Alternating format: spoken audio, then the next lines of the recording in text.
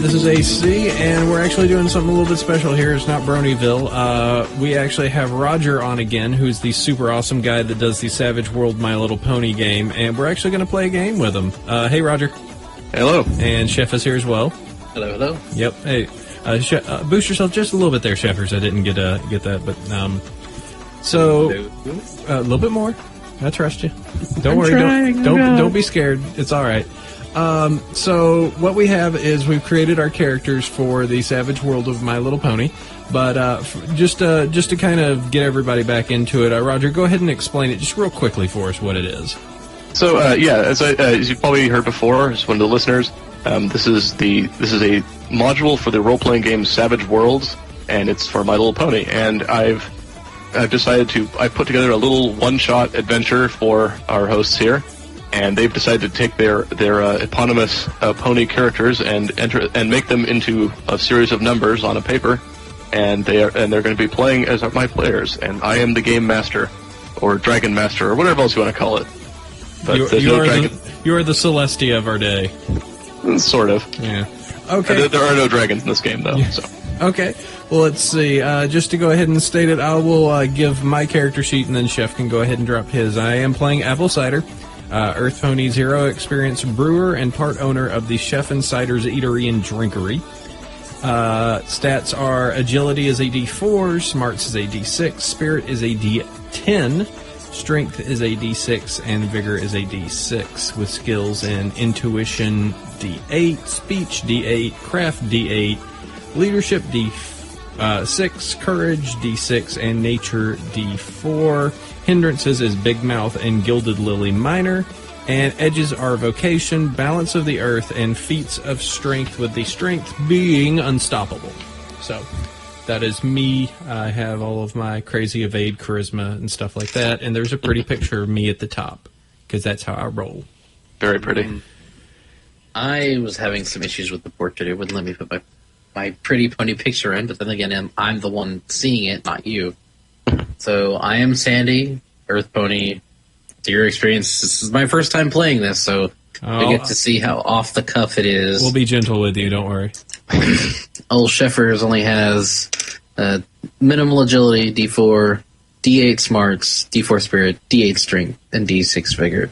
So he's smart and strong, but he's not the most agile of ponies. The brains of the operation. Yes. Chef or Cider is slow yet has spirit. I don't know. So I don't know. So your skills going? Craft cooking, knowledge history, provoke, swagger, dodge, and notice. My dodge is terrible, but I can still try to dodge. So I mean, I have hindrances of weird magnet, minor, with the feat strength of simple ingenuity and the physical edge terra firma. There you go. So, okay, very cool. And those are, and I think we'll probably post your character sheets at some point just for people to see. Yeah, hopefully I did it right, because I was reading the thing. I've never made a Savage Worlds character before, so this is first time for everything. Yeah, I can let it slide if there are errors, and we can. It's not a huge issue, honestly. Yeah, it's just a little one shot. Don't worry, I derped mine real hard. It took Roger going a few times, going like, no, you're still too many. What about now? No. God, stupid. Why can't the cider guy just get it? I don't know. Yeah. Oh, ouch. Yeah. I was a little bit less acerbic, I'll say. Okay. So all right, we got these. I think we are set to go. Chinese food is being ordered, so that is awesome. So yeah, I guess we could start this at any point there, Roger. Okay. The name of this, as I said, this is just a short little quick adventure. This one is called The Mystery at Horse Point. And I'll get into it later, but it is, the story for this is based on an episode of a British comedy TV show, which is very dear to my heart. And I've run it before for other people, and it ran very successfully. So I've made some slight modifications for our hosts, and it's decided to get all ready. So there's gonna be, just so everyone knows, there's a little intro just to kind of set up the story and set up some of the background. So yeah, I'll begin then. Chef, I'm excited. Let's do this. Let's do this. Winter has come to Equestria, and ponies from across the land flock to the snow-capped northern mountains to relax and enjoy the season's bounties. such as skiing, hiking, and other wintertime activities. The sleepy resort towns and hamlets of Equestria's northern border have become packed with ponies wrapped in their winter coats and scarves, and hot chocolate is shipped to the icy mountain passes by the wagon load. With the holidays finally underway and the winter solstice celebration rapidly approaching, it seems like every pony is ready to enjoy the moment and after a year of hard work. It's over this peaceful scene that a dark cloud has begun to gather. Tensions between Equestria and the Empire of Tarpany, her immediate northern neighbor, have risen to an all-time high as rumors of espionage, saber-rattling, and political brinksmanship have strained the relationship between the two nations to a breaking point. As the situation begins to heat up, the leaders of each nation have begun to take increasingly drastic measures to regain the upper hoof. Our story today begins with the redoubtable partners in crime, Apple Cider and Chef Sandy, as they arrive in the resort town of Horseshoe Bend. They have come here to experience the town's famous Acorn Schnapps and annual Acorn Festival, respectively, as well as the promise of some of the best skiing in Equestria.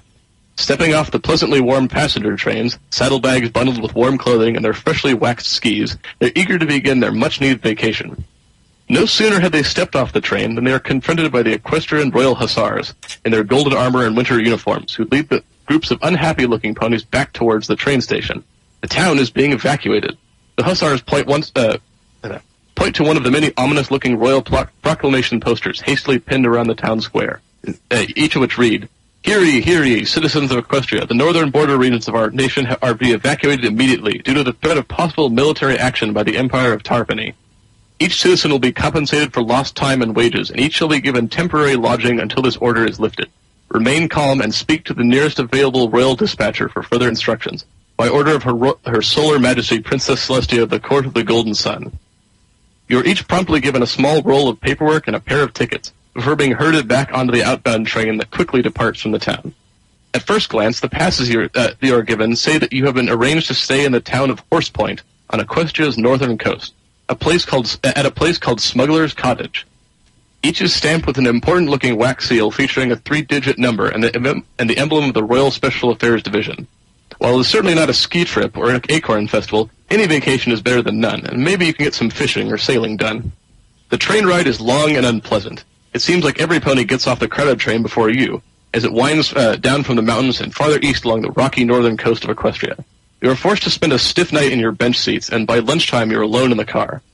The other passengers have disembarked long ago. The sky outside is gray and overcast, and over the nearby cliffs you can see the rolling ocean below. It's not pretty far from mountains. This is not what I expected. My flank hurts. This is bad. You know, I was really looking forward to a nice long time of just being down there in the slopes, going around, going down, and just throwing all that stuff. I don't even got this, you were just one of them that schnapps. Okay, maybe a little bit. I admit, a little bit of frozen schnapps wouldn't be too bad. And I just halfway expect to find you a couple days after we started skiing. 3 broken legs, sitting in the lodge, talking up the billies. I know how you roll. Listen, I'm okay. One, I admit, not exactly the best down the slopes, but, I'll take a few rides before. All right, I think that Black Diamond's looking a little nice, and whatever. I don't even want to think about it. We're here right now. I guess the bell rings and sorry, we can add that in. Okay. The bell rings and the ticket collector pokes his head into your car. Horse Point Station. Oh. Well, here goes nothing. Guess we could do it. They probably got some good drinks here. What do you think, huh? I hope so. I sure hope so. Probably too. could use one after that train ride. Oh, man. The train slows to a stop, allowing you to step out onto the platform. Across from the train is a windowed ticket office and a tall wrought iron fence separating the platform from the rest of the town. As you look around, the platform looks completely deserted, and you're the only ponies who disembark. As you shuffle the last of your belongings from the luggage car, the train begins to creak and lurch forward. Hey, Chefers, you notice something a little weird here? Like, every pony else ain't here.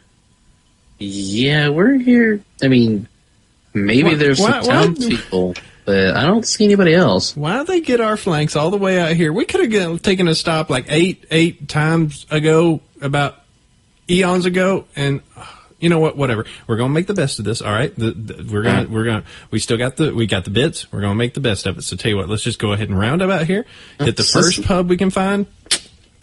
Double good. You probably should talk to this ticket guy, see if there's anything around here, he'd probably know. Hey, that sounds like a good one. Let's do it. So you step over to the ticket office. You peer into the windows, but there doesn't appear to be any pony there. The ticket windows are all closed, and no interior light seems to be lit. Well, it looks like we're on our own. It's time for an adventure, you see. All right. I'm going to ask both of you roll notice. Let's see. All right. Okay. It's going to be, oh boy, that's a D6. I actually did get an 8 on the notice. An 8 and a 5 on the D6. All right, let's see. I got to do this with my crazy modifier of the -2s because I don't know notices. So, oh no, I rolled snake eyes. You're distracted by a nearby bird or something. Okay, But, could be worse. Sandy, you take a closer look inside the Windows office. Looking more carefully inside, you spot some pony's half-eaten breakfast of jam on toast, oats, and tea, which you can tell is still cooling on top of an open newspaper. It appears to have been abandoned recently and in a hurry.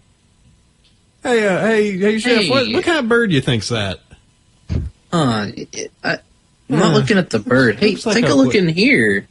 Looks like some pony lost their lunch. Oh boy, Are they better they- clean that up. Well, not. They left it behind. And looks like a decent breakfast, but Wow, you that think just you makes it calling look dibs? weird. I'm a little hungry. If you're calling dibs, Hey, if you're All right. that hungry, go for it. All right, never mind. I'm good. As you look in the window, you're both surprised by a slight noise behind you, and you jump as you realize there's a pony standing only a few feet behind you. He's a rather drab-looking brown unicorn wearing the cap and uniform of a ticket collector, and he regards you with a completely placid expression. Hey there. Morning time of day. What's going on around these parts? It sounds a little quiet and stuff. Can I help you? Yeah, well, long story short, so here's the long story.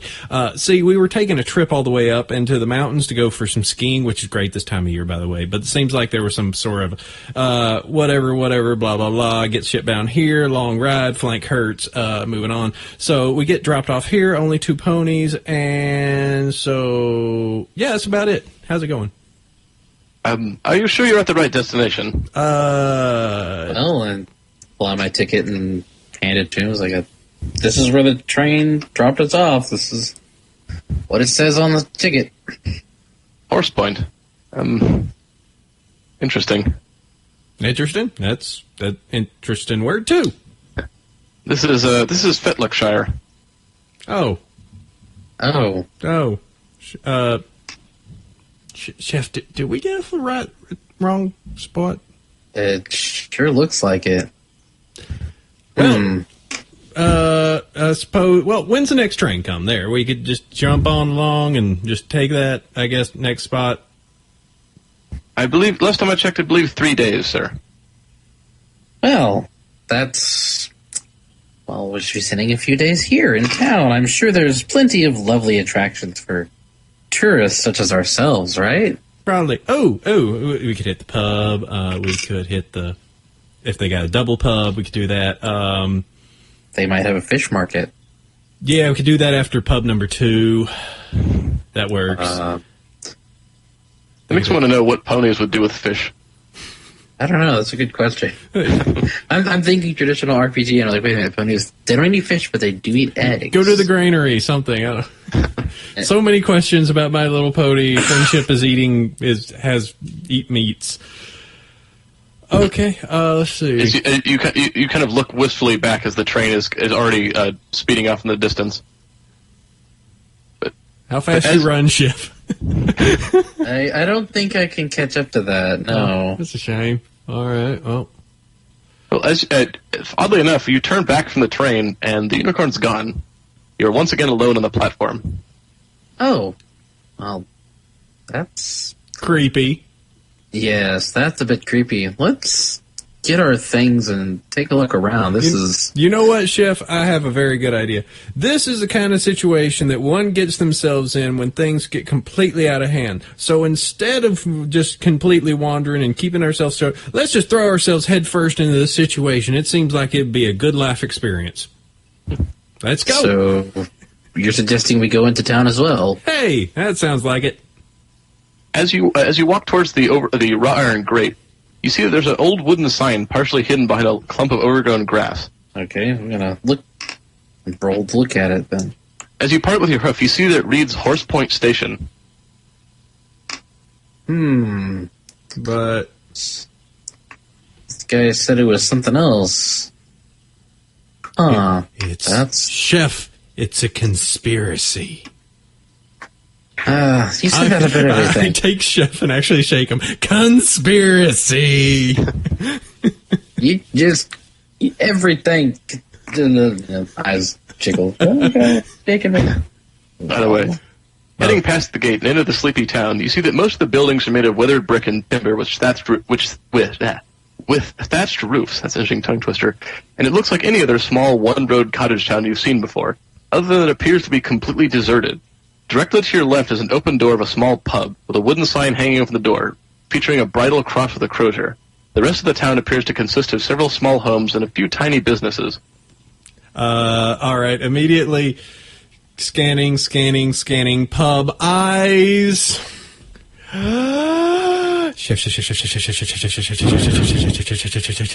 might have booze. What? Huh? That'd probably be a good idea. Let's hit that up. Yeah. All right, we know where we're going first. Onward! Every role-playing game has to involve a tavern of some sort. As to. Of course. The interior of the interior of the pub is murky, but warm and comfortable looking. A small fire smolders in the fireplace, but in spite of being well past lunchtime, the tables and bar are conspicuously empty. Okay. Clearly, somebody has to be around here. Some pony, there's a bar that's untended. No ponies eating lunch. What is this place? Come on. I'm already at the bar looking at what they got. Oh, we'll see. That's not a bad selection. That's actually pretty good. Put that in with a little bit of ice water. I actually like the flavor of that a little well. Yes, sir. I'm sorry, I didn't even see you there. Can I help you, sir? Oh, nice to meet you. My name's Apple Cider. I actually come from around in Ponyville. We were here for a long trip. Well, long story short, so we went up to try and do some skiing, and it turned out that something over got sent down here. Wrong place, right place. Who knows, bub? Hey, we're here. How's it going? An aged old mare wearing an apron and bonnet pokes her head up from behind the counter. I see. I was about them first impressions. I always am. You know what? It's half of what it means for being a good apple cider and salesman. So you be visitors here? Yeah, I guess that'd be the good reason, at least for 3 days or so. Yes. Where be you staying? Good question. Hey, chef, where would we be staying? Is there an inn around here that we might be able to stay for a few days? Yeah, what he said. Oh, you're just so you know, you do have reservations. Oh, hey. Hey, chef, do we have reservations? Yes, it would appear so, according to this piece of paper. These pieces of paper say we got reservations. You look down at the royal summons, and it says that you're rented out for a place called Smuggler's Cottage. Ah, okay. So, I asked the barman. She's not a bar wench. She's the bar mayor. She's like a Granny Smith type. Yeah, the bar crone. Well, all right. Yeah, we have a reservation for some place called Smuggler's Cove. Terrible place. What? That's a terrible place to get to. 'Tis terrible dangerous. 'Tis only a village guy dares go along that road. Well, Well, maybe we could figure out a spot around here, But yeah, it's close enough to the train. I mean, if necessary, I don't know. Could we? I mean, we got reservations, but I mean, this town's weathered, but nice enough, I think. Come on, AC. If we're gonna do this, we're gonna do it right. We've got this. You've got reservations. Mm-hmm. It's all covered here. Yep. And I'm not one to not save money. All right. You sold it for me. So there's a little bit of danger. All right. A little bit of danger. It'll be fine. So, Miss, I'm sorry, Miss, I didn't get your name. That's completely uncouth for me, but you popped up out of nowhere, giving. So, may I ask your name? I mean, sorry for that. Oh, Miss Milk Thistle. Great and missing you there, Miss Milk Thistle. All right, so see, we got these reservations here, and we're going to need to get up that pass one way or another. Now, if you could help us either acquiring the means or the knowledge to where how go up and get into the said smuggler area, that would be quite handy. Yes, I expect so.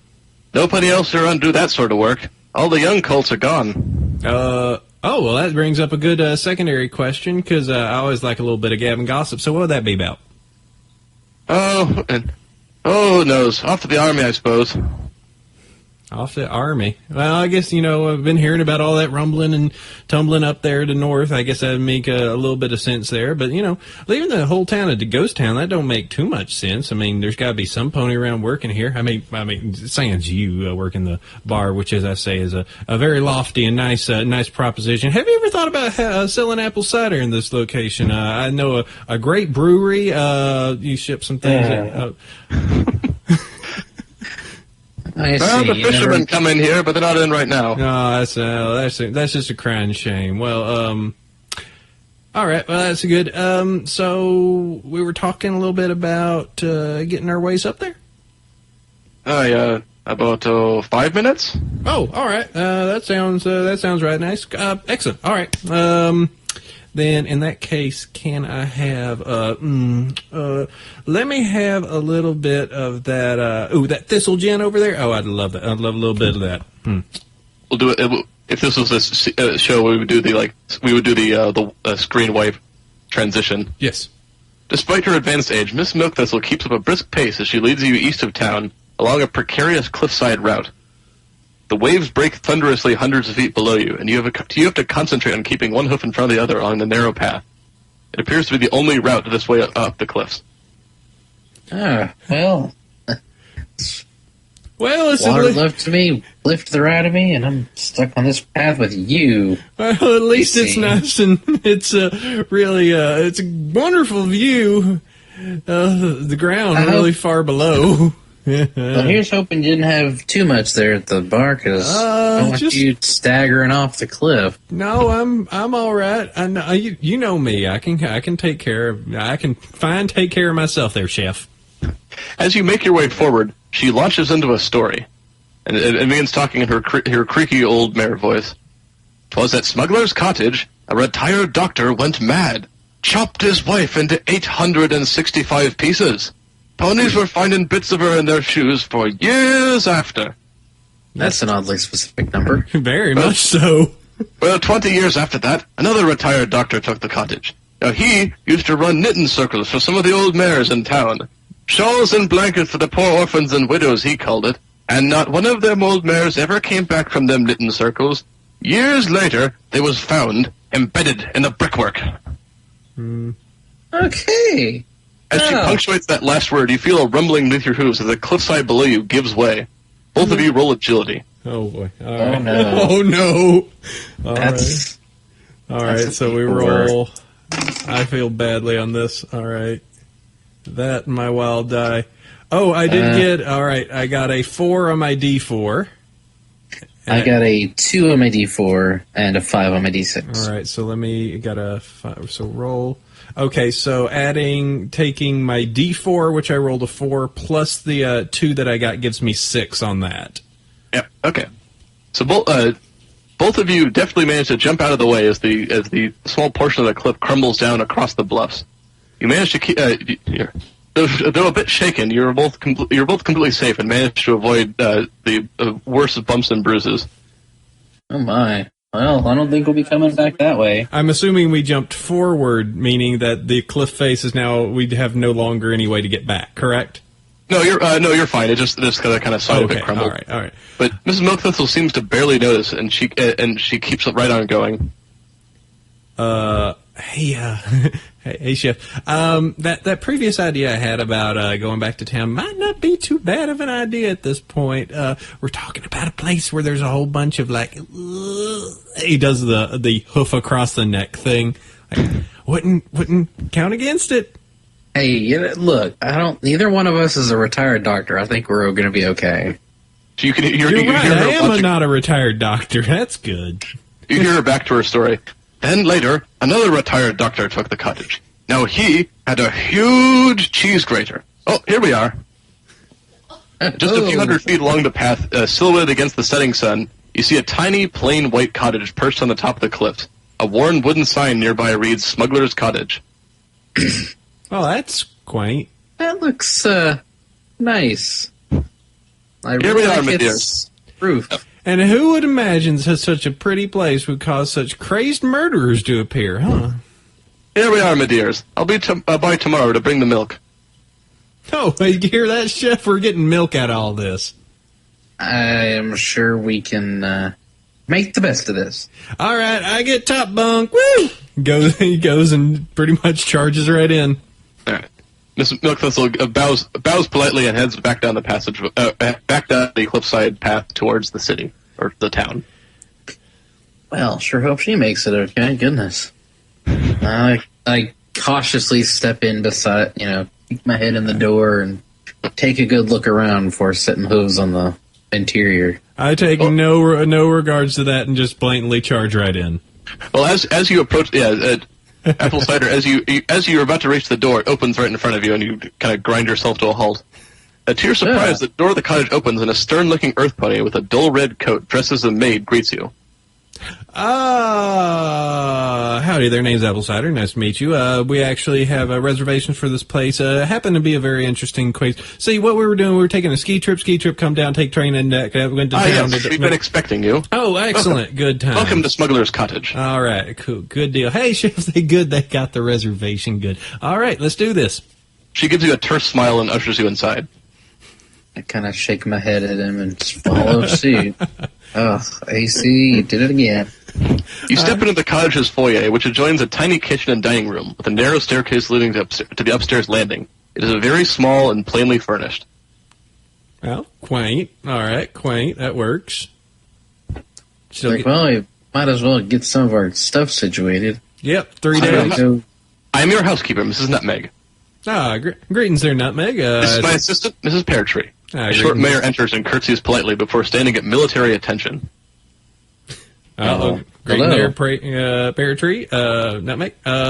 Great. Mr. Rowley, the head steward. As he enters, you're surprised to notice that this Mr. Rowley appears to be the station master from the platform when you arrived. Good evening. You got 2 jobs. As she continues, various other ponies step into the room, bow crisply, and then stand at the ready. Fullcomb, the butler. Cornflower and Pinstripe, assistant butlers. Fairpound, the boot colt. Alderbranch, the upstairs supervisor. Pomegranate and Buttermilk, bedmakers. Monsieur Lamode, the cook. Kitchen colts, Mr. Copperpot, and Mr. Honeymelon. All of them look respectfully at you, but remain silent as Miss Nutmeg surveys them. The room is now uncomfortably crowded. And you're saying that this is not a huge place? No, it's absolutely tiny. Clearly they've stepped out of the clown car back room. And I'm just kind of like, well, I'm sure we will appreciate all your hard work here during our stay. And I go up to them, not exactly oblivious, but still being kindly, and go up to them and hoof shake each of them. Oh, glad to kindly meet you all. It's good to make, as said, I'm Apple Cider, staying here for the while. This is my friend, Chef Sandy. So great to meet you. Good time. We'll make a good team. Yep, we'll continue from there. Should only be 3 days, so don't tax yourself too hard. Think nothing of it, Mr. Cider. It's just traditional small-town hospitality. I appreciate that as well. I haven't been in a town this small in quite a while. We were going skiing. Rowley, he pipes up, we want you to feel at home here at Smuggler's Cottage. It's your vacation, enjoy it as you will. But don't go in the small bedroom at the other end of the hall, whatever you do. Small bedroom. Basement. Small bedroom. Or the basement. Or the basement. Oh, gotcha. She meant the basins, Mr. Cider. Don't get in the basins. They won't stand it. Radio. Okay. Miss Nutmeg looks slightly miffed, and she claps her hooves together sharply. The numerous staff neatly file out of the room and back to the rest of the cottage. Well, I think I can stay away from there. That's interesting. Hey, where do you think they all stay? Because there's not room for them in here. Mr. Rowley, will you show our guest to the bottom of the stairs? Of course. This way, sirs. He takes a few steps and gestures to the base of the stairs, which are right behind you. Oh, hey, there we go. Mr. Fulcum will take you to Mr. Fulcum will take you to the top of the stairs, where Mr. Cornflower will take you to your room. Mr. Pinstripe will then take you to the door of your room, where Mr. Buttermilk will take you inside, and Mr. Alderbranch, master of the bedchamber, will take you across to the mantelpiece. We trust that you'll be comfortable. I'm sure we will. Thank you. Each of the servants follows suit, and you're awkwardly led the 20 or so feet to your room. It's a plain but comfortable room with 2 beds and a window overlooking the ocean. And opening the door in front of you is Mr. Alderbranch. Passing through the door here, sir, you will notice that the beds are set with 2 pillows. Now, a further 2 pillows or 1 bolster are available upon request. If you require the pillows to be turned at any point, Mr. Pomegranate here will oblige until a properly trained pillow cult arrives tomorrow. I go up and I go, and I just go up to him and do it. I scratch my chin and go, all right, turn it. And he claps very sharply, and the Mr. Pomegranate very quickly goes over and turns both pillows. It worked! Will you be requiring a wake-up call? Hey, Chef, will we need a wake-up call? No, we're here on vacation. I'm sure, we wake up when we need to. All right, that sounds good. Don't worry, we'll if we need to, we'll call ourselves. Well, I'll call you anyway, but don't in any way feel bound by it. And he smiles kind of nervously and claps his hooves together once more, and they file out of the room. Well, they're quite neighborly. Yes, neighborly. They're such a small cottage. They certainly have a very large staff. Well, it's like the entirety of that town works here. Well, just maybe they heard that we were coming, only 2 of us, and decided to just, up it ante.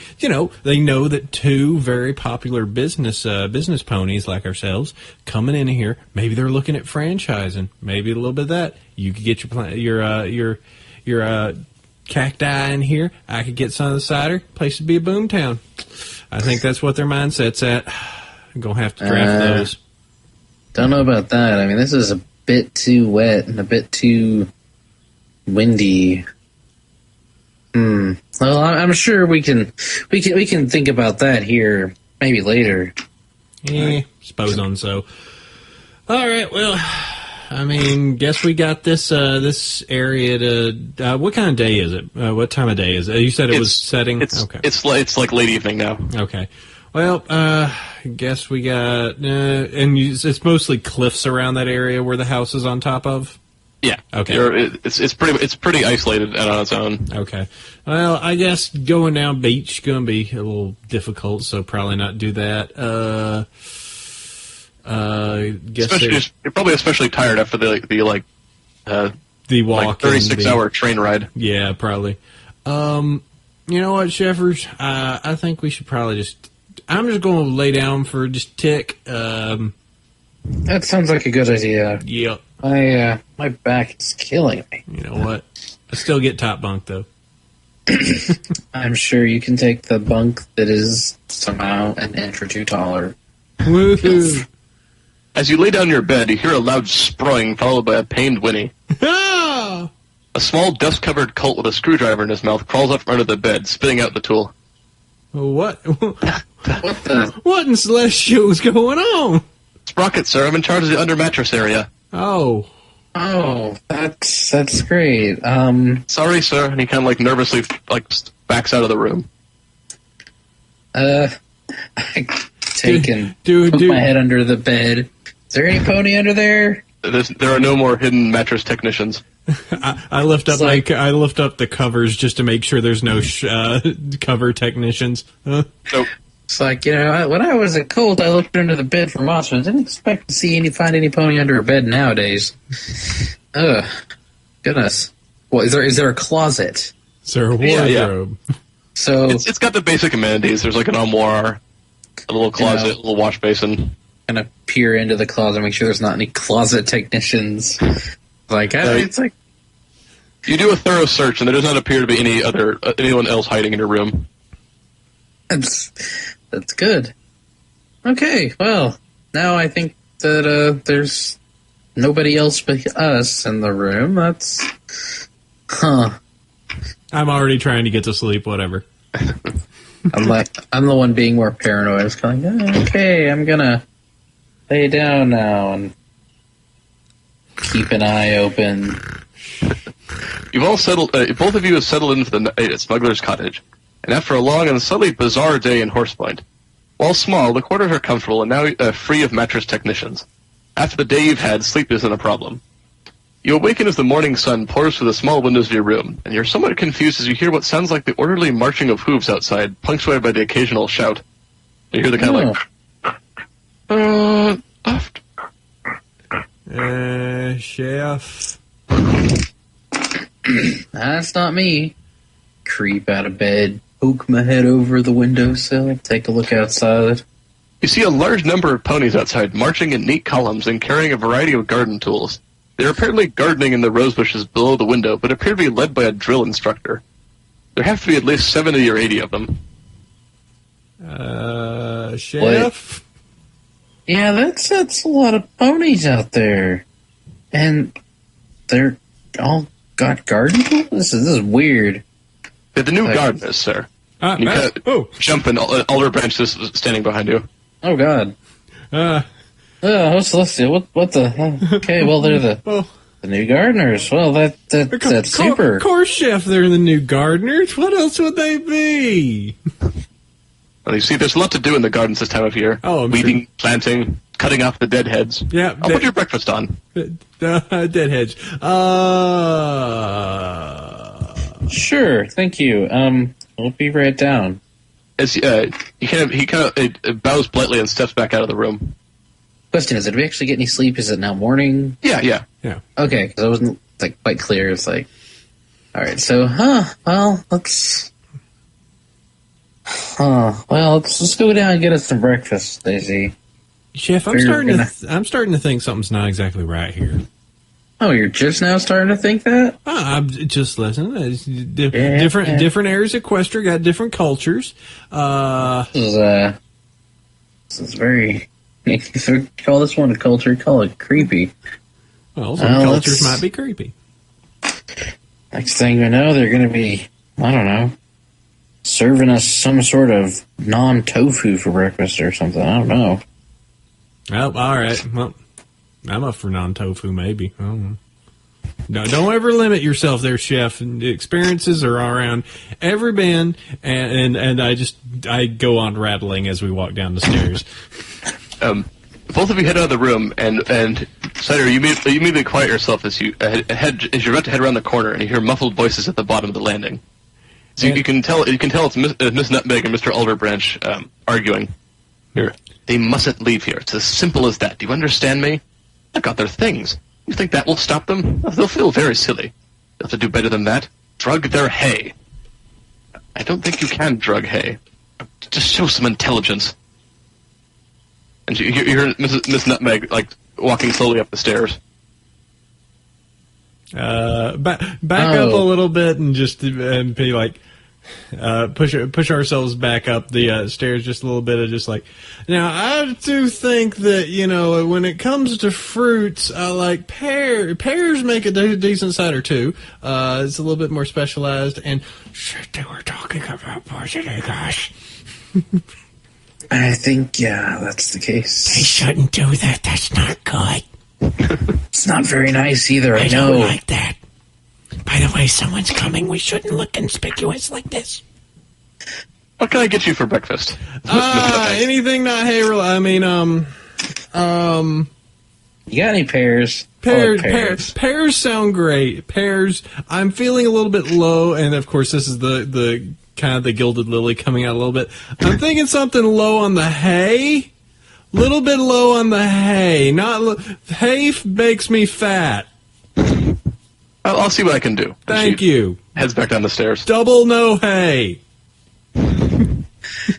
Oh, that could have gone worse. Hey, see, that's yeah, we don't want hay for breakfast. Thanks for maybe they won't put two and two together. Oh, that'd be good. I see. What would I do without you? What would you do? I don't know. I'd probably be growing cactus somewhere else. Well, we're here now, though. Not worried about, what I'd do. Hypotheticals. That's a big word. Sure is. We're not going to worry about them hypotheticals, and we're going to hopefully have us some breakfast that doesn't include hay. Whatever that is that you said, we won't worry about it. No hay. All right. As you turn back towards the door, you see the two bedmaker servants standing at it, and they immediately close it in front of your face, and you see the locking from the other side. Well, I don't have anything terribly valuable there. Ain't about them skis. Well, worst case, I think we'll certainly learn a lesson from this adventure. Let's make the best of this. Chef. You're inside the bedroom. So we're locked in? Yes. Okay. Oh.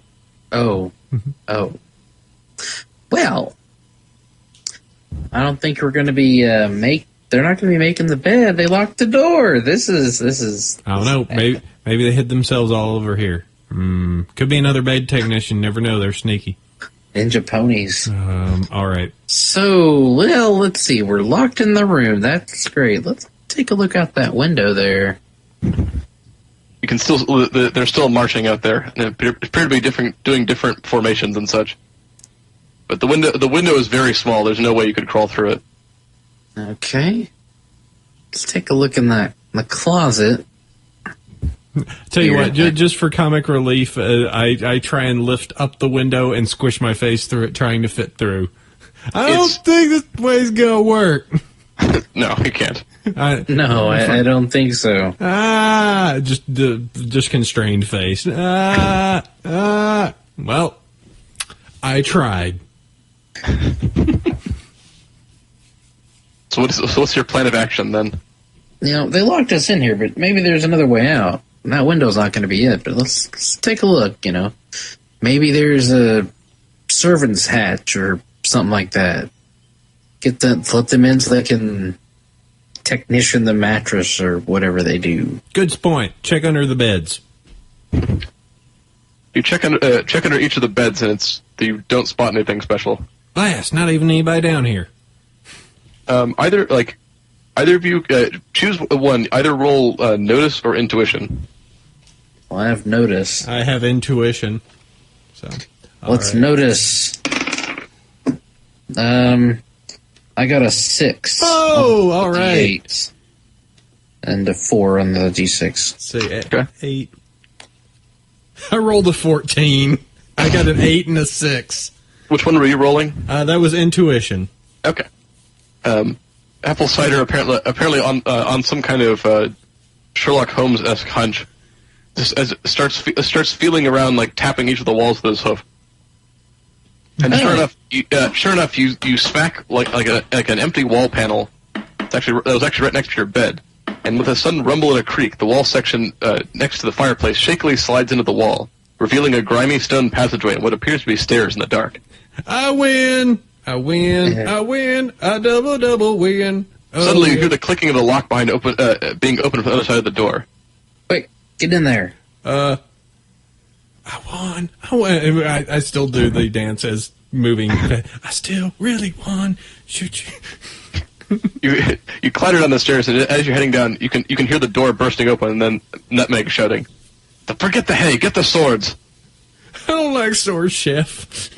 Hey, that sounds downright unneighborly. Let's continue down this, because I don't like swords. The two of you duck down the passageway, which appears to be a very narrow stairway built behind a false wall in the first story of the cottage. Without hesitation, you take the stairs and quickly find yourselves winding through a small cave, apparently beneath the cottage itself, and embedded inside the cliff. Well, this is slightly better. After what seems like a few minutes of running, you can no longer hear the commotion from upstairs behind you. Panting, you can only hear a faint drip of water in the pitch black all around you. The cave smells of wet stone and salt water, along with what might be machine oil and fresh pine wood. You can faintly hear what sounds like the ocean coming from somewhere, but otherwise it's completely dark. Chef, just so I know, within the past few minutes, you haven't perhaps turned into a unicorn and be able to make some light? Nope. Let me check. No. I pat my head. That is sorely disappointing. Well, I don't think you have either, have you then? Oh, wait, no, that was just Pebble. Oh, goodness. Well, we're going to have to find our way through here. Worst we can do is, walk towards the sound of the ocean. Hopefully we won't, fall off a 50-foot cliff or anything like that. That'd be not very agreeable. Chef it doesn't take more than a few steps, and he runs smack into something that feels solid and wooden. You hear the sound of a few metal objects falling on the floor as they echo down the passageway. Chef, we're trying to be quiet. Yeah, I hit something. I hit it with my hoof. Yeah, knock on wooden. wood. It's wooden. Let's feel around. Maybe there's a door here. Maybe there's some way to get in this thing. Chef, roll intuition. I don't have that one. I don't have that as a skill. Actually, or can you think of an appropriate roll that you might make in this situation? Smart. It's like that's a baseline ability. I have craft, knowledge, provoke, swagger, dodge, and notice. That's kind of hard to notice in the dark. Notice is kind of like your general senses. So if you want to roll that, go ahead. Okay. Maybe there's something I can grab over here. Got a 5 on the D8 and a 6 on the D6. Okay, roll the D6 again. 4. Okay, so you get a 10, so you get a raise. Okay, with that, Chef goes poking around, and you knock something off of one of the crates, and it sounds like makes a little wooden clattering noise. You realize it's a box of matches. Ah, well, you can figure out how to light these. We'll be okay. They're like the automatic lighting ones. So you can just hold it in your mouth and slap it on a rock. As you light it, you get a brief view of what the room contains, which is slightly startling. It's stacked from floor to ceiling with wooden crates, and each is carefully labeled with black stencil letters. There's a very large banner flag wrapped up and leaned in the corner. Okay. Oh, what is that? Head on over and go check out what the flag is. Right. Well, what does it say? The crates say. Oh, the crates. He can check the crates. I'll check it. I'll check the other thing. The crates are each labeled in a language you don't recognize. Or actually, you can roll smarts if you want to think about it for more than a few seconds. Nope, I got a 2. Let me see. Man, what is this? I don't understand. It's certainly not equestrian. Nope. I rolled a 1. You derp. You fell asleep in language class. It looks like hieroglyphics. Hieroglyphics. Yes, clearly it's... hold on, we got our food just came. Woohoo! Okay. All right, she's taking Ancient care of Pony Egyptian. All right. So we both derp pretty hard on that. Yeah. Of course, I could do an intuition roll to put together maybe what's happened earlier in the have a flashback of Trip. If my guess is right, Trip, Flyers, place that was upset with us. That's as far. Like, did you want to look at anything else in the room? Let's see. You said that there was a flag and the crates. Yes, piles and piles of big crates. Okay, I'm doing flag. Okay, you unfurl the flag, and you get the immediate kind of sinking feeling in your stomach. I'll post the picture here. But you just for everyone else's notes, you immediately you don't know much about politics, but you do know that this is the Empire of Tarpany flag. Oh, well, that doesn't look very friendly, and that sure isn't Princess Celestia on that. I grab Chef again. Chef, they're the one that messed up our ski trip. These jerks. I was hoping to ski. We gotta stop them. Well, let's take a look. Is there anything else in these? Let's see what's in these crates. Go for it. Roll strength. Did you hear me? I'll there's do no it too. convenient crowbar, so you have to kind of like hoof them open. Yep. And they're all nailed shut. You know, I kind of wish we were doing this on video because this is actually a really good roll. Because I maxed the 8 and I got a 6. Yeah. I rolled a 3. So apple cider kind of pokes at them. Yeah, he gets a splinter. Ow! But Chef, you give one a swift kick and it breaks open, and you check a couple of the crates and it's progressively more worse and worse. The crates are filled with all sorts of things. It looks like almost all packed in sawdust: swords, pikes, plate armor, caltrops, slings and sling bullets, rope, and several wax-sealed cases of rations. Boy, well, AC, I think we have some rebels over here. We've been sent straight into the nest of the guys that want to start war with us. This isn't good. Okay, Chef, let's look at this all rationally now. 1, we found a large insurrection in a tiny little town full of crazy people. On the other hand, if we can get these out of here, we could sell them for a ton. As far as I know, I mean, I'm not the most militarily educated. I mean, I know my history, but I don't know. You know, this probably has the mark of the Tarpany Empire, and I don't think we want to be caught dead with this kind of stuff. Well, but we could. All right, guess you're right there. All right, second idea: we stop them and become heroes. Third, we get away. I don't know. I was gonna say, do you have any brilliant ideas there, AC? I don't think we're just 2 ponies, and that's a whole bunch of ponies up there. That well, there's only 2 of us, and there's a lot of them. And fancy mathematics or not, they're a lot more dangerous. Right, so let's see. There's 2 of us. There's plenty of them. So how do we make more of us? As you say that, you hear a shout from up the tunnel. Light ahead! That way! Quick! Oh. How can we do that quick? Horse apples. All right, well, let's look around, see if there's any other ways out of here. Yeah, there's another passageway. Yeah, because they can't be bringing this up the cliffs. They're going to be bringing it down from I grab the below. flag as we run, by the way. Okay. So you've got the flag wrapped around you like it's a cloak or something. Pretty much. Cape. Woohoo! It's like, I gotta have evidence. Let's see. Yeah, you have to run through several tunnels. I'm gonna ask for a nature check actually from both of you. Oh boy, here we go.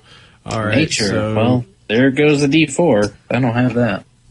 All right, I've got nature. Let me reset. So roll. I got 2 and 2. So all right, I got 2 and 3. All right, so either of you just kind of blindly stumble along each passage, not trying to notice much of the terrain. But sure enough, you can hear the hooves of your pursuers nearby, or like not that far behind you. We're derping. Woo. And it just takes a little bit of blundering, but you finally come to a long passageway and see light at the end of it. I see a lot at the end of the tunnel there. run towards the light. Run towards the light. The 2 of you quickly find yourself free of the dank cave, and after a minute or so of frantic running, you exit the cave onto the bluffs below the cottage. Blinking in the daylight, you can see the faint outline of ponies scrambling around the cottage, making their way down the bluffs towards you. Well, they don't look very happy to see us. All right, let's see. Is there a boat right here or something we can take? The ocean crashes chaotically below you. You can see a rough but usable path heading west back up to town. Using up a pair of switchbacks, it connects with the main trail that you initially took to the cottage. Quick, let's use that rough and usable pass. It's rough, but looks usable. Quick. There we go. You gallop up there, and you can see you can hear the angry shouts of what look like a bunch of the gardeners and the wait staff that worked at the house. I yell back at them and go, "No, we're the wrong ones. We're with you. Look at the flag. We're cool, right?" Both of you rolled dodge. Oh God, no! Don't let me roll dodge. All right, let's see. This is going to go. I think Chef has like at least one rank in it. Yeah. Wow. Okay. I get a 7. I roll. Well, okay. It's the D4, but I rolled 4. So what happens? But I don't have that dodge. Oh, you're untrained in it. I'm untrained in it, but I rolled a D4. Okay, so it's still aces. You just apply the -2 to it. Do I apply the 2 to the 8? Do I apply the -2 to the next roll? No, it's just the roll total. I got a 4 and a 2 on the D6, so I actually have a rank in it. So I'm like, cool. Oh God, don't hit me! So Asa, you roll that die 4 again. Okay, and I got a 3. Okay, so your total is 7, but -2 for being untrained is a 5. Okay. I've been doing pretty well so far. Both as you scramble up the cliff, both of you narrowly dodge out of the way. You can see a couple of the gardeners have already made their way to the kind of bluff face ahead of you, and they're rolling large basketball-sized rocks down towards you. Especially AC in one of his rare moments of coordination. Both of you kind of lightly dodge out of the way and keep going on the path. Well, that's not very neighborly of him at all. You know what? On their card, I'm going to leave them a bad review. No sooner have you stepped onto the path, but you're blocked by 3 sneering gardener ponies that appear from behind nearby rock outcroppings. They're still wearing their uniforms, but each is armed with a random gardening implement. Oh man! Well, hi there. Is there a way we can? All right, I'm going to do a speech roll against them. All right, we're going straight into combat initiative here. Oh, okay, combat initiative. All right, So the way this works, Savage Worlds uses a deck of playing cards for initiative, and I've got a deck here, so I'm just shuffling it real quick, and I'm going to draw a card for each of you, since player characters are all called wild cards. Okay. And so they've got kind of this kind of gambling card terminology going in the Savage Worlds book, but all player characters are wild cards, and by being a wild card, you have your various wounds and fatigue level and daunts and stuff. And you also have your wild die, and then for enemies you fight, there are wild card enemies, and there are also extras, which are just the minions of this game universe. But I'm gonna draw 1 card for each of you and 1 for the 3 gardeners, because they're the ones you're facing right now. Okay. So just keep in mind, Apple Cider, you get Ace of Clubs. Is that good? Yes. Oh, awesome. Ace is high. 9. Chef, you get a 9 of hearts. Yay, of hearts. And the gardeners get a 9 of diamonds. Hearts taking priority. So it looks like it was exactly the order I drew it in. So, Apple Cider, you get to go first. And just so you know, so this is a quick run through on combat. You have a free move, so you can move your pace, and you have an action. You can also split your action into 2 actions if you want to. They have to be different ones, and you get a -2 penalty to both if you're making it roll. Okay. The idea is you could split your action into I'm going to fight and do something like that, and also open a door or something. Okay. This is an example. That's just something you might consider. But just so you know, you're on kind of a narrow cliff path. It's probably maybe about 10 feet wide. And there's 3 irate-looking, not gardeners in front of you. All earth ponies, or what are we looking Yes. at? Okay. Yeah, they are. The cliff drops precipitously down to your right, and then there's a bluff directly to your left. So you're more or less forward or backwards. There are only 2 good options. Now, as for just as a quick run through for combat, I didn't mention it earlier, but I think you probably read about the rulebook. In Savage Worlds, there are things called bennies. Mm-hmm. And it's if you were playing in a physical game, they would be represented by little tokens or whatever. I have a bag of gold Sacagawea dollars I use for bennies when I run this game in person. And it's just a token, and what it is, any time you can spend a benny, and there are various things you can do with it. Again, all in the Savage Worlds rulebook. The basic function of a benny is you can toss one of them to re-roll any die roll. Mm-hmm. You re-roll the entire check. You take the higher of the 2 results, and the benny is spent, and you get a new set of them every game session. Okay. Okay. So they're kind of like the freebies. You can also spend them if this was normal Savage Worlds and it had normal Savage Worlds combat.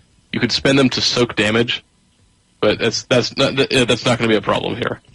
Okay, so it's kind of like Edge in Shadowrun. Yeah, it's a little bit like that.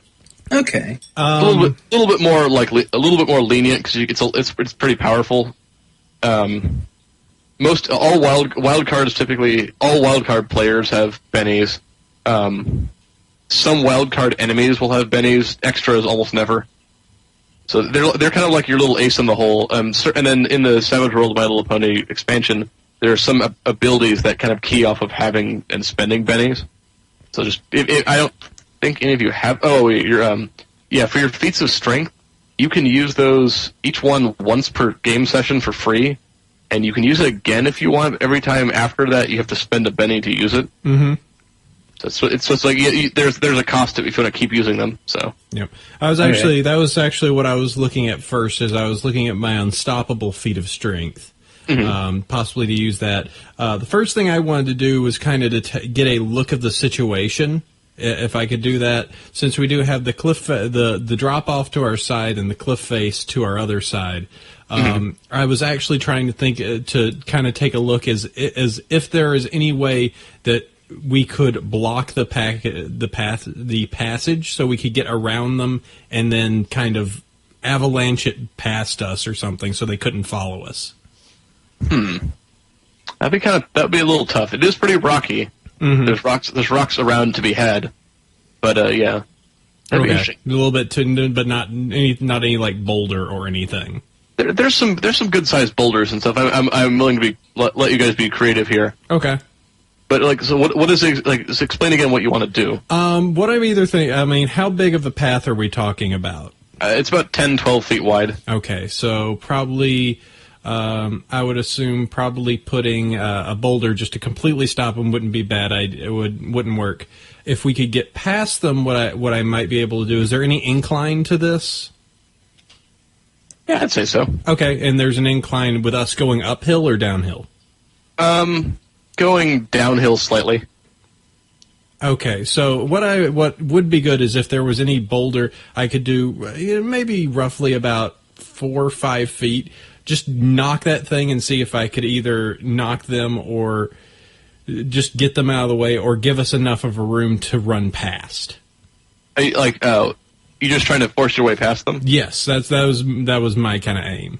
Okay, yeah, I could. And remember, like, I'm assuming you're not trying to like cream them with a boulder. You're just trying to distract them. No, just trying to distract them because that's the other thing. And you could mention that here that combat is not a.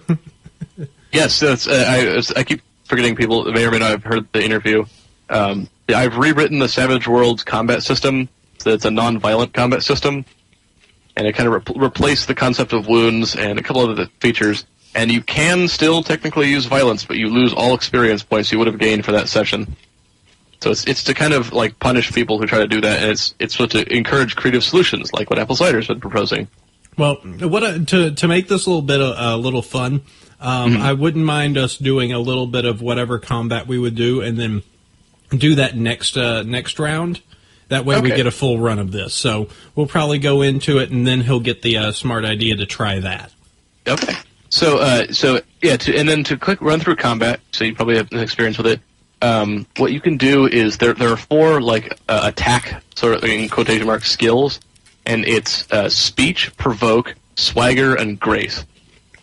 And those are the different skills in the normal Savage World system. Pretty much all your combat is done with your fighting skill, which is still exists in this module, but it's for kind of different purposes. Like it's mostly for like grappling and other such, and making touch attacks, which you have to do once in a while. But in this case, yeah, each of these skills can be used in what's called a contest of will, and instead of it works mechanically very simple or very similarly to how combat normally works.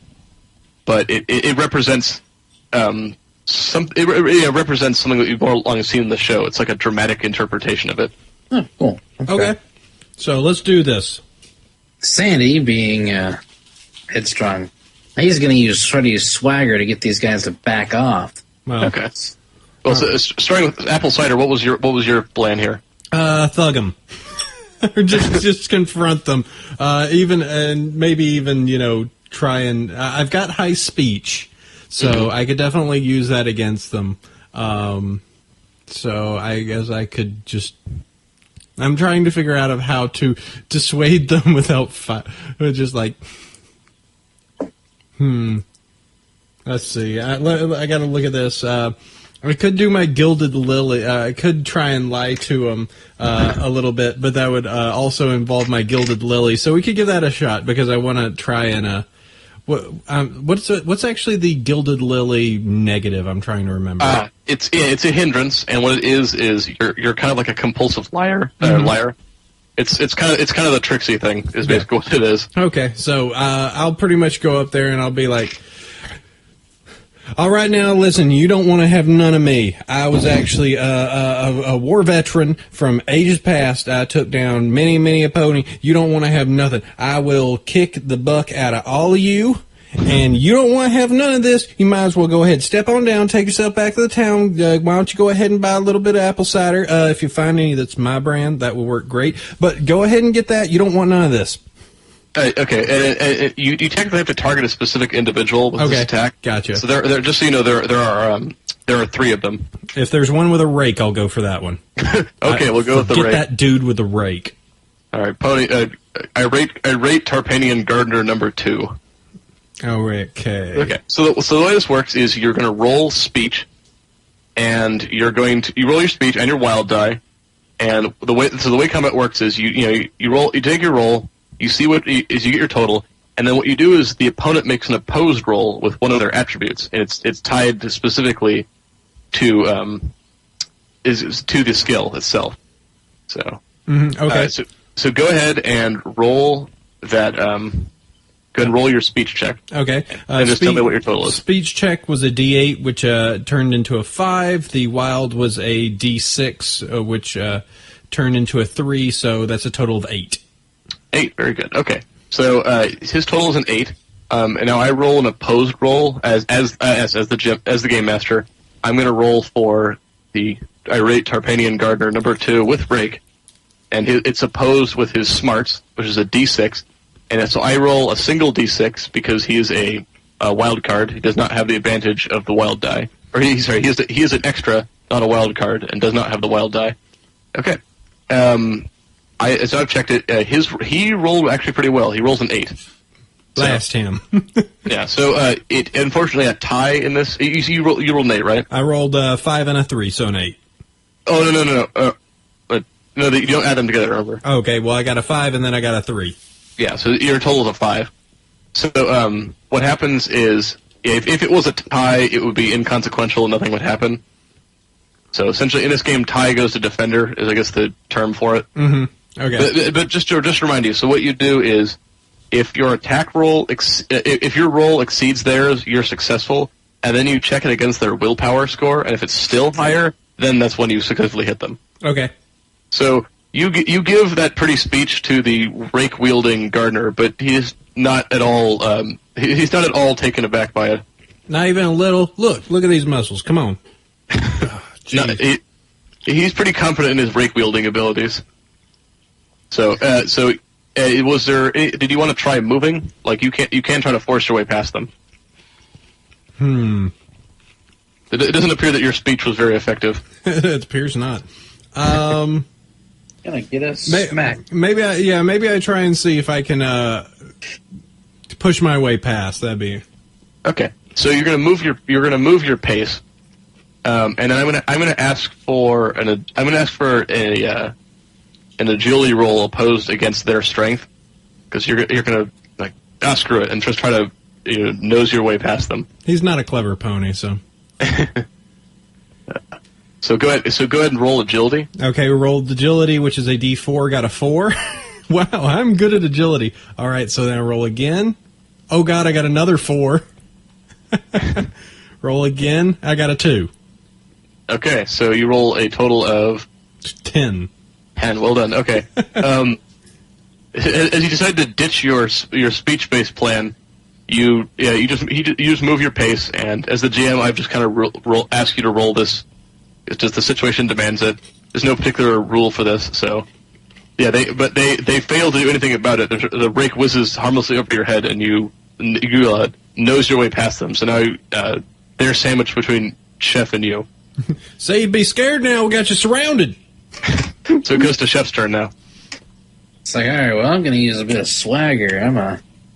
While at least he's, full of words, I'm the one to actually back it up. You think that guy right there wasn't very impressive? You haven't met me. Wait a minute. That doesn't sound right. You better get out of my way. Go ahead. Which one were you going to target? Just Gardener 1, 2, or 3. Gardener 1. All right. So go ahead and roll your swagger. All right. Swag.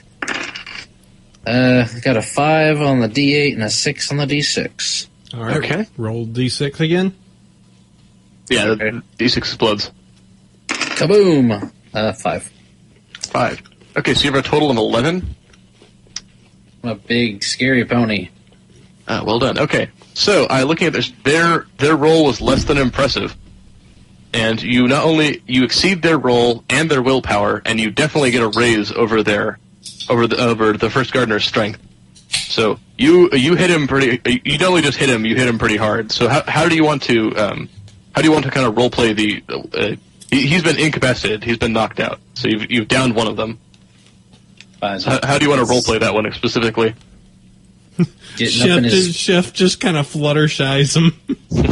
I get up in his face and start mouthing off to him. Just being a big imposing earth pony. Things like you think. It's like you just what you think Celestia might be bad. You haven't met me on a bad day. I'm in the background, just like yeah. You go, girl. Like Celestia sends you to the moon. I send you 6 feet underground. Oh, you heard him. He takes a swing at you with a shovel in his mouth, but you catch it and then kind of do kind of a throw, and he goes sprawling to his side. Oh, you just got flanked. So he does like a comical, like flies into a rock, and he's got the birds flying around his head. And yeah, so and then Chef, you just snort and dig your hoof into the ground, having just taken out one of the goons. Undaunted, the two of them are going to do their own little attacks.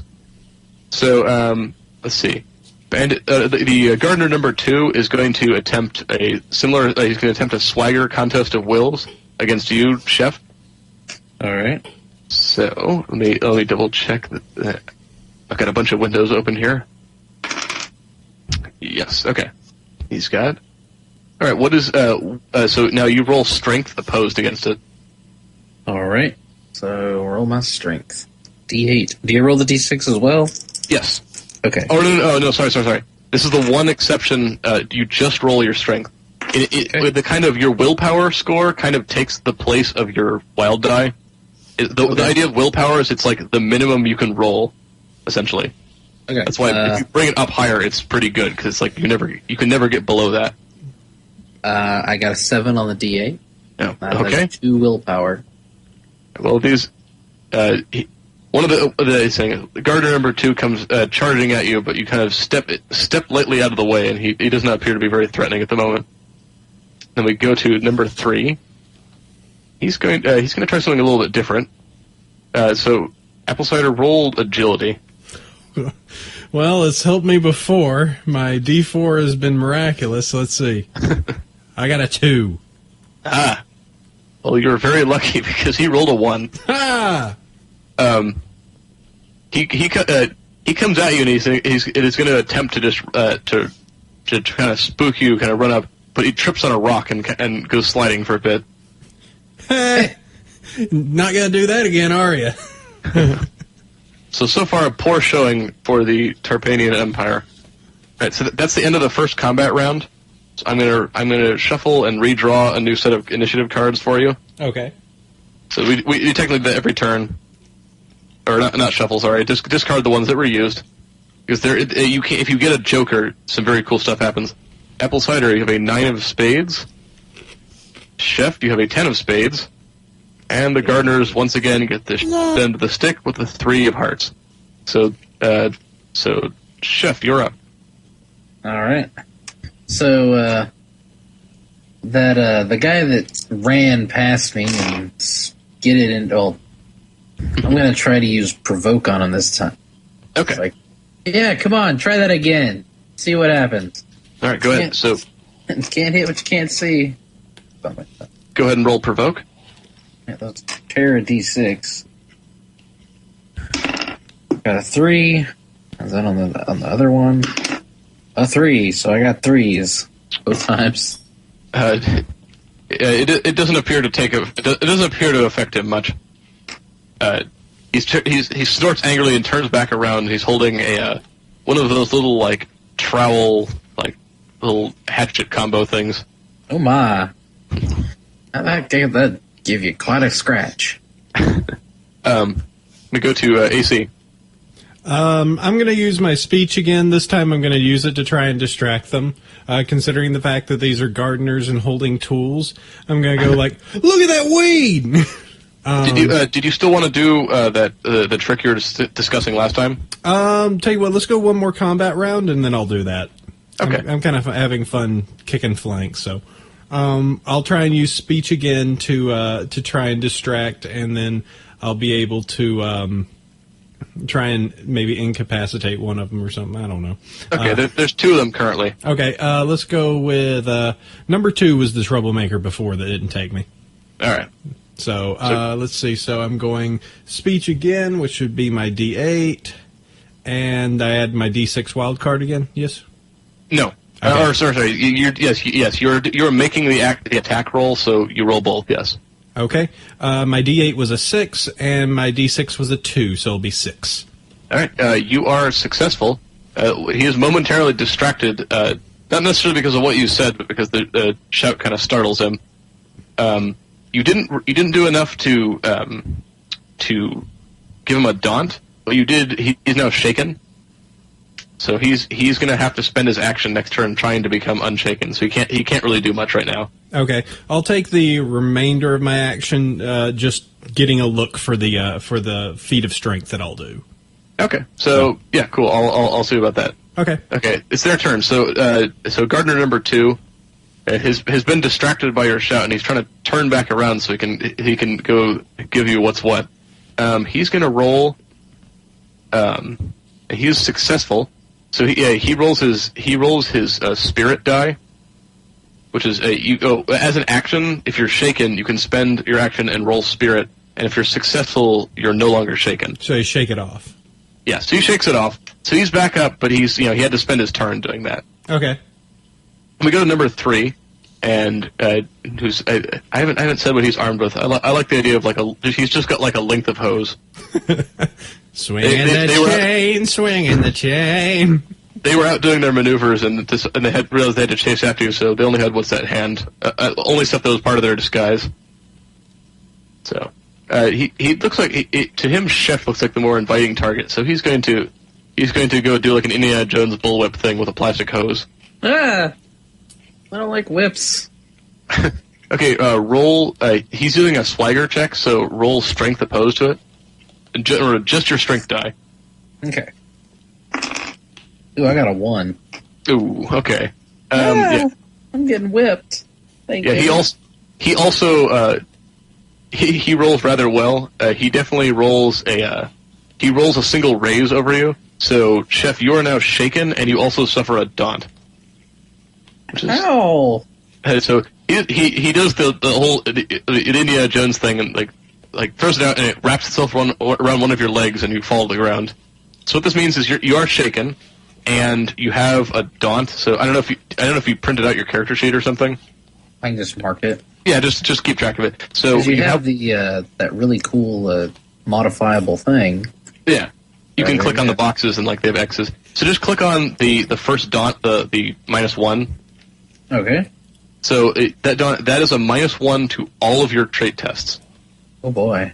So yeah, so you've been shaken. Next turn, I'll get to it. You can take your you can do that roll. You roll spirit to become unshaken. If you roll a raise on that spirit roll, you can immediately act as well. So if you roll a raise on that spirit roll to become unshaken, you still get your turn, and you can also spend a Benny if you're successful to act automatically. Okay.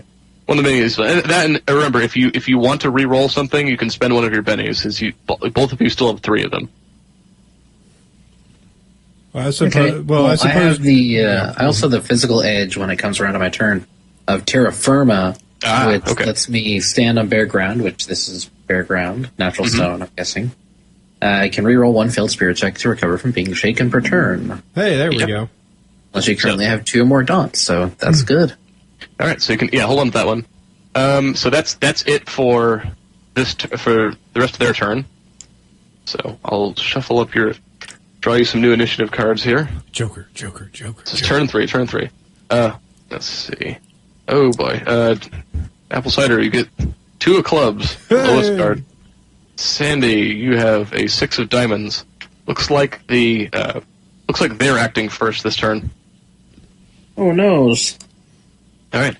Number 2 is going to, now that he's no longer shaken, he's going to he's just going to continue using swagger. I like them as silent enemies. He's going to go. He's looking at you, apple cider. Roll strength. All right. Just your strength die. Just my strength die. Oh, crumb 1. Oh, what's your willpower? Willpower is 6. Okay, you're fine. Yay! Remember that's what it is. Is you for when you're rolling to see if you get hit, you can never roll less than a 6 essentially. Okay. So it's pretty handy. I have lots of will. Yeah, he swings at you with the rake, but you bite the other end of it, and that's the 2 of you like fighting over it. Like it's like I always imagine like it's 2 dogs and they've got the big stick. Okay, that works. Well, back and forth. So it doesn't appear to have helped. We go to number 3. He's going to continue to take he's going to try to take another. Now that you've been bullwhipped, figuratively, he's going to run in and try to finish the job. Oh, no. He said he's going. He's going to use grace this time. Okay, so roll. So Chef, roll your agility. Oh, that's no good. 2. What's your willpower? Willpower is 2. Okay. So he runs in and gives you loops around a couple more of your legs. So he's trying to tie you up, but he was unfortunately successful. So you take another daunt. Hey, I'm not into this. You're kind of like pinned down at the moment, but it goes to now you can't use your daunt. And now you can't use. It goes to your turn, AC. Okay. Or no, sorry, Sandy. Sandy, you're next. So now I can roll a willpower check or a spirit check. Yes, roll spirit. Okay, that's just 1d6. Oh yeah, and your wild die. Okay, so that's a 2 and a 5. Okay. So here are your options. You've got that. You've got a success. So if you want to stay with the success, you can. You were no longer shaken, but that's the rest of your turn. If you want to spend a Benny, you can also. You not only successful, but you can act immediately if you want to. Benny. Yeah, let's use a Benny and try to. Okay. Get out of this situation. So you spend that one. So now you can take your full turn. You still have 2 daunts, so you have a -2 to everything. All right, so I'm gonna try to swagger back at this guy. Take that hose and see if I can't trip him with it. Okay. So you turn the hog tie around. Pretty much. Sure. So I rolled a 5, which makes that a 3, I guess. Mm-hmm. And a -2, or negative, yeah, because I rolled a 1. Mm-hmm. So -1 on the wild. Okay. It's unsuccessful, unfortunately. You managed to slip out of your bindings, but it doesn't appear to affect him. Okay, I'm gonna try to run if I can, just run back over towards this AC. Like, give me a hoof over here. Yeah. Okay. So you scamper out of the way. Meanwhile, AC, what are you doing? Act of strength. All right, so you're going to use Unstoppable? I'm going to use Unstoppable now that Cider is regrouping past me. I'm looking for the biggest size boulder that is within good striking distance and seeing if I could roll it down there and then us to book it out of there. Okay. What I'm going to have to, again, so Savage Worlds is a very specific creative system. I can, as the GM, I can pretty much do whatever I want, and I like players to do players to do cool things. So, AC, I'm going to ask you to roll Strength. Okay. Oh boy. and you're using your normal use of Unstoppable with this. So go ahead and roll Strength. Okay. So just Strength, no wild. No, this is a normal trait test. So roll your wild die too. Okay. Let's see. The only instance that you don't roll your wild die is if you're rolling the opposed roll when you're the target of a Condos that will attack. Okay, so let's see. I rolled a 4 and a 1. Okay. Do you want to spend a Benny? Yes. Okay, go ahead and re-roll. All right. Roll both dice, whole thing. All right, 6 and a 3. Okay, that's cool. That works. Yeah. So you are successful. I did make it with Unstoppable. It was a difficult check, so you got 6. That's just barely enough. Okay. So, congrats there. So as Chef scampers out of the way, you rear up and do the kind of comical horse noise and smash the boulder with your front hooves. It rumbles loudly, and a big pile of gravel and boulders kind of pour their way under the cliff, blocking the path behind you. And then immediately, Chef, go, go, go, go, go, go. You make your flight of the bumblebees as you charge back down the hill. I'm all like, man, those guys are serious business. That hurt. I got marks on my coat and everything. We're not hurting them for our bushes at all. All right, so that's the end of that combat. Well done. Hooray. Running away. I didn't get hurt. How are you looking there, Dauntful? Oh. He's had a bad day. I've had a bad day. I'm looking a little scuffed. My main's probably looking a little bit like Twilight's toward the end of Lesson 0. Well, either way, covered in dust and other such, the two of you sprint headlong towards town. With your speed and head start over the bungling gardeners, you breathlessly make it into town. It appears to be still quite empty, but as you stop to catch your breath, you hear the sound of loud conversations, laughter, and concertina music from the pub. Well, let's see. Given the fact that we just ran away from a whole bunch of craziness and the fact that the town was a ghost town a little bit before, probably a little bit suspicious at this point, so I can imagine two heads gently peeking up over the windowsill, just like... Okay. Looking into the window, you see that it's packed with gruff-looking ponies, most of which are wearing caps and sailors' jackets. The tables are covered in salt blocks, vegetable stews, and drinking bowls of what looks like coffee. A few ponies in the corner are smoking corncob pipes and playing tiny concertinas. Oh, these are the fishermen that the sheep milk. What this'll were that other lady she mentioned earlier. Well, it's like, who do we talk to? What do you think, AC? I'm thinking an enemy of my enemy and be friends. These are rough, gruff-looking types. Yeah. Salty sailor types. Salty sailor types. Huh. Salty. You like your salt, right? One's been said to enjoy that. I make sure to put away the napalm flag, or the flag that I have. All right. I put that away because, walking in here and be like, hi guys, so I put that away. Maybe conveniently leaving it outside in case any of the gardeners see it, that if they're chasing us, they would decide to scoop it up and dumbly run into here. Okay. But of course, just coming in, I assume that we have a whole bunch of, let's see, we did run out of there, but we probably didn't keep any of our stuff. No. So you could just stuff it in a bush or something. Yeah, I'm just trying to think of, would we have any bits? Probably not, but it's an emergency situation. Yeah, all right.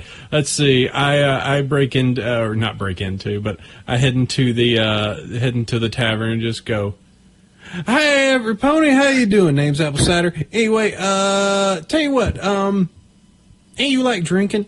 I know I like drinking too. Tell you what, next round's on me." As you walk inside, you suddenly hear how loud and active the place is. Ponies celebrate, eat, drink, and generally socialize as a few join in with a crooning and singing voice to the concertina playing. As you make your way inside, within seconds, all activity and noise comes to a halt as the crowd turns to look at you.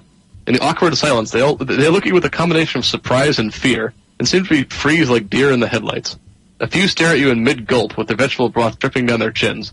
The concertina players stop and stare. Hey! If you ain't the drinking type, I totally understand. Just an offer. Chef, are we good? I think I think you're putting on a scene here, buddy. They continue to stare in a mixture of shock and awe. You see a more furtive glances in confusion, like they're struggling to comprehend what you're saying. Yo hablo equestrian. I congratulate you on your persistence, Mr. Cider and Mr. Sandy. You survived the cliffside trek, and then you survive a night at Smuggler's Cottage. But then, Equestria's finest wood. And you jump as it's Mr. Rowley's voice, and who steps into the room. Aw, fiddlesticks. Well, that's it. Good. Yeah, I sure think we are. You know, we are Equestria's finest. Hey, what are you gonna do about it, huh? Please don't hurt me. I'm pretty. You don't have to worry about anything for the moment. Oh, all right. Well, that sounds good. He nods very curtly to you. Roland Sullen, Tarpanian intelligence. And clicks his hooves. Hey, is that a good thing? Oh, I see. That's not. Oh. The nearby door clicks open and more ponies file in. He gestures to Miss Nutmeg, who enters. Fraulein Giftmacher, my assistant. She smiles sardonically at you. I think this ain't getting better. I don't think so. Herr Scharnhorst, head of our equestrian division. And Mr. Alderbranch steps inside and nods crisply. You know, we were thinking it was a little odd you all just deciding to work your way into a, that was a really tiny place to be having all you people. We were noticing that, just FYI. He kind of ignores your comment. And you're just in time for a final cup of tea. Hey, I like tea. That ain't too bad. He turns to the bar. Zwei Tassen mit Milch und Zucker, bitte? And you hear Miss Milk Thistle yell from the back. Jawohl, mein Kommandant. Goodness. She comes in the room and slams a tea tray carrying 2 cups of tea on the counter next to you, which spills most of it all over the place. She's not very good at making sure not to keep a mess there, Chef. Yeah, she's... Yeah. So, hey, how are we going to get out of this situation? All right. I don't think we can thug them all. There's that... The door's behind us locked. Okay. The main door to the tavern is blocked by all of these various ponies. And the entire room is filled with just like about 20 of these sailors. You're starting to suspect are not friendly either. Okay, let's see. Man, I'm kind of at a loss here. Let's see. There's let's see. There's stairs in the back we can run up. No. No. Let's see. The only thing I'm looking at what I might have. The only thing that I really have, if I could either nail some sort of speech thing, or if I could just cider them to death, I could do that. If there was some way, some miracle, I could find some way just to be like. So, tea. It's like tea. Excuse me, sir. If I could just, if this is as dire as I understand it to be, and it does seem mighty dire. May I just go ahead and state this, that if this might be a little bit of the dire straits that it looks like it is, could I request instead of tea, cider? It is crisp, refreshing, made of apples. Any pony can enjoy it, and happens to be one of my specialties. I would much oblige to let you peruse a little bit of the sample, which we could provide. Go ahead and roll speech. All right. Let's see. All right, speech roll. And I still get my wild, so let's see. Yes. All right, roll and roll. All right, got a 6. A 6 and a 2, so. Rolly kind of muddles over for a second and then like claps his hooves together really quick. and they take a mug of cider and slam it on the counter next to you. It also sloshes most of it out. All right, this I can work with. Okay, so now I have to figure out how to use. I can use my vocation and craft somehow in this. I have my spinach. I just have to figure out how to Popeye it. Did you? So you can also just try talking to them. I could. So yes, let's just talk to these guys. They're all staring, waiting patiently for you to finish your drinks. Okay. So, hey, this tea is kind of terrible. It's gonna be the last thing I drink, is it? Cider. It's not the apple I would have used. I definitely would have used a little bit more of a tartar apple, but the sweetness to it's not too bad. I would not have expected such a stalling out of the likes of you. Stalling? Stalling. Stalling? I ain't stalling. I want cider. All right, so you got us here. We're obviously as skillful as you thought we are. What do you want from us?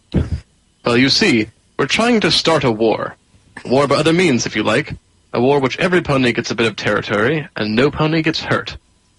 Oh, well, good. Hey, Chef, guess what? We get out of here scot-free. That sounds good. We don't have to get hurt. Not getting hurt sounds nice to me. Tell you what, I got a great idea. If we ain't getting hurt, we can talk all about this outside, maybe closer to the train station, maybe about 2 days' time when the train comes by, and we can just have it while you're standing here and we're in the train. It sounds dandy.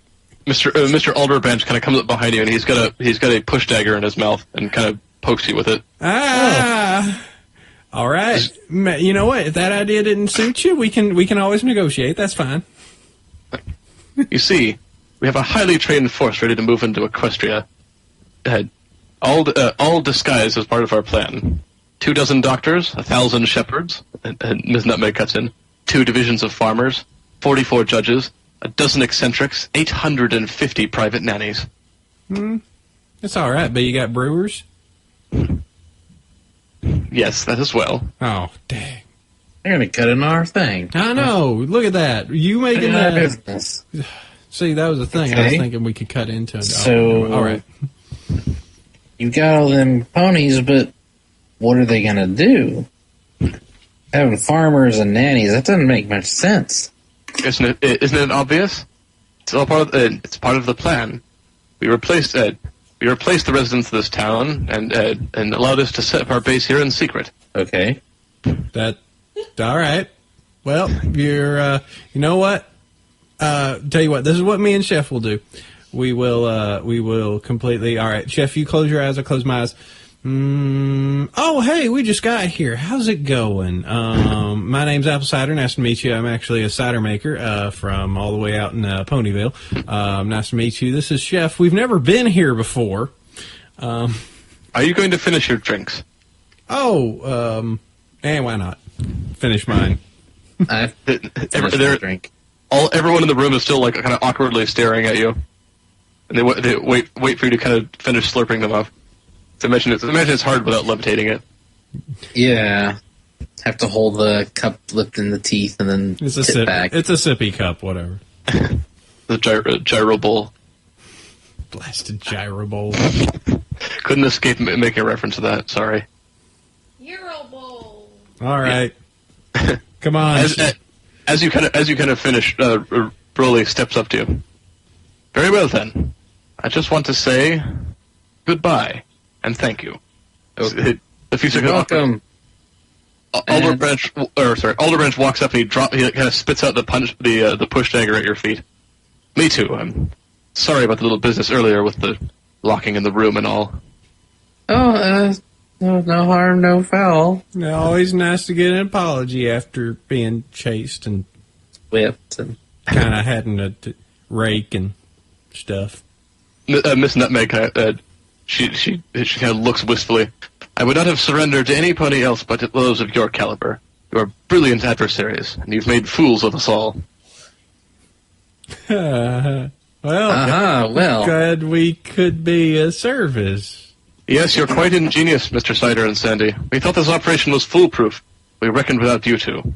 I salute you. As he says that, you hear a crack as the door comes busting in. And sure enough, a whole column of equestrian hussars march into the room.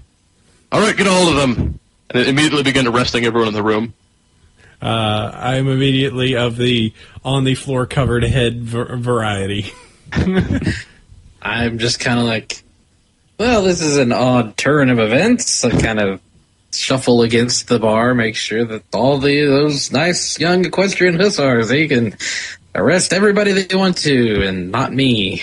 As you look out the window, you can see that there's an armored prison carriage sitting outside, and about 8 or so hussars file in and begin slapping irons on everyone they can get their hooves on, and begin filing them out of the room.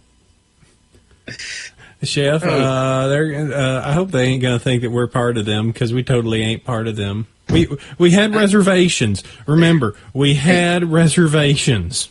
I think maybe they might know that we were equestrians. I hope so. I sure hope so. My ID and everything's back up in the room. I can't get No, sure enough, they walk right past you and throw everyone else in. Oh, they're dragging Rolly out like, superb job. As he gets pulled out of the room. Yeah, you're welcome. If you ever need to get arrested again, give us a call. Don't mention it. If you. As you're standing there completely bewildered, it looks like the Hussar commander steps in. Well done, you two. We damn near believed the royal orders when they said you were just ponies, not highly trained counter-espionage experts sent by the princess, as I thought. Good show. Oh, yeah. Well, thank you. We did a good job for Her Royal Highness. Gilded Lily shows up again. Well, you know that all that time that we spent at the academy working, it was quite a bit. But I worked my best. I did as much as I could, and acing all those exams to try and get in here. So kind of elbow him. But just days of work. Well, today you two are heroes. You can get on with your vacation here if you wish. But with these cowards locked up, it will be a major embarrassment for the Tarpanian crown. You should be able to return home by tomorrow. That sounds like a good idea. It sounds like a good idea, but there's plenty of places to go in Ponyville that don't involve getting whipped or getting chased with swords or anything like that. Though, Chef, if I've got a dandy idea, and this might be a little bit of a stretch, but that ski, any good place, maybe get some skiing done. Well, we'd have to go back to that cabin. Well then, did you have anything to report? Anything that we should investigate? Oh yeah, there's down by the ocean. There's a whole mess of crates with it says something on, I don't know what, but it had a bunch of swords and armor and weapons and stuff. I took their flag. They can't rightly fight anything without a flag. I've heard that. Yeah, you can't do anything without a flag. Yep. You can't even own land. Nope. See, they don't even own that. It's ours now. They don't have a flag. Yep. That's how it works. Excellent work. You've pulled the plug on their entire operation. Yep. They work for us, us two grand espionage agents we are.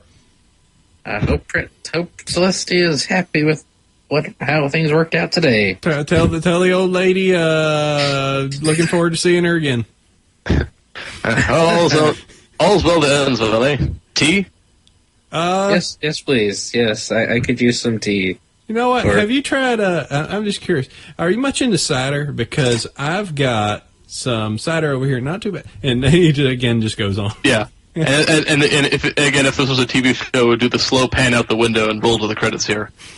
So. Yay! We didn't die, somehow. Well done, yeah. Oh, wow, that was interesting. Suspense, drama, lots of people in a tiny room.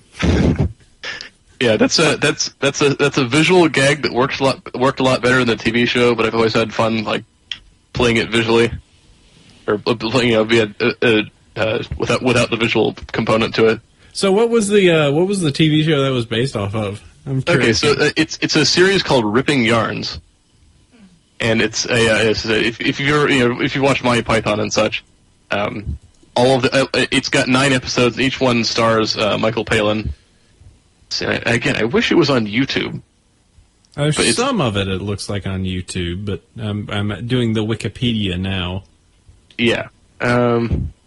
Unfortunately, unfortunately, I can't seem to find it. It's like, but it is pretty funny. There's a couple of things. Oh man, yeah, it's not up anymore. Needless to say, it's very good. It's kind of. I would imagine it'd be kind of surreal going back and like watching it how it plays out in the TV show. Mm-hmm. Unfortunately, you didn't go along some of the lines of conversation that they do in the show. Mm-hmm. But yeah, a bit like certain sections of the dialogue are from the show. Okay. Not something I normally do, but I like this little story so much. Okay, that's neat. Check that out. So that looked like we went well, besides, I got whipped. You got whipped, you got beat. I came out of there with just, like, being as silly as ever. All right, so time to wrap that up. Yeah. Okay, so let's see. I need a writing utensil because did we get any experience out of this? Because I think I'm more experienced now in the ways of crazy pony militaries. Yeah, you did not unfortunately get some of the bonus objectives, but you were successful and everything else seemed to go well. So I will give you the normal 2 experience points. Okay, I didn't even know there was bonus objectives. It's sort of it's the way you write things. It's like if you're only like minimally successful or things don't really go well, you get 1 point. If more or less you get everything done, you get 2 points. If you do really exceptionally well, you get 3 points. I'm wondering what exceptionally well would be. That would be us literally going into that place and pretty much corralling everyone at the very end. So the army comes in and is just like, oh, good Joe, you took care of it all for us. So, yeah, hopefully people had fun. Yep, that was good. Chef stepped away for a sec, so okay. That was good. I was gonna say in the original episode of the show, the kind of plot was the main character played by Michael Palin was this like he's the kind of James Bond, like he saves his country every week or so. Mm-hmm. It's completely over the top like here, and it takes place right before World War I. And the kind of idea is that the Germans are trying to start the war a year early, and like all the British military brass are all like up in a tizzy about it. And he decides he has to go on vacation because he's tired of saving his country every week. Mm-hmm. And he like accidentally stumbles into this plot, and that's kind of what the story was. So we took on that persona of just like, oh, hey, we're just gonna go. So was it the same thing? He was going to a ski trip, got changed, moved down. Oh no, he did. That was just kind of I had to work in, since there's no background for like World War I essentially in the storyline. Mm-hmm. I had to kind of introduce that. Okay. In the show, it's just he just rents this cottage. He ends up renting Smuggler's cottage. He just rents it, and there's a billion people working there. Yeah. Just like, Okay. Yeah. Those scenes are pretty. They're pretty damn funny. Like this is visually. They do that like after she's announced. Everyone like they show a cut like a shot from above inside the room, and like everyone's standing like shoulder to shoulder in this tiny room. It's like this tiny little English cottage, and there's like 20 people working there. All right, that works. Okay, so we got that piece, and obviously, I said the characters that we have here. You said could work in a actual continuation campaign. Yes. What about the and this is just something kind of more for Chef, but of course for this, the daunts. Mm-hmm. When do those ever go away? Those go away. The kind of timing is kind of dependent on. They go away. Like essentially, you get a full night's rest, and they'll go away. Okay. Let me bring up.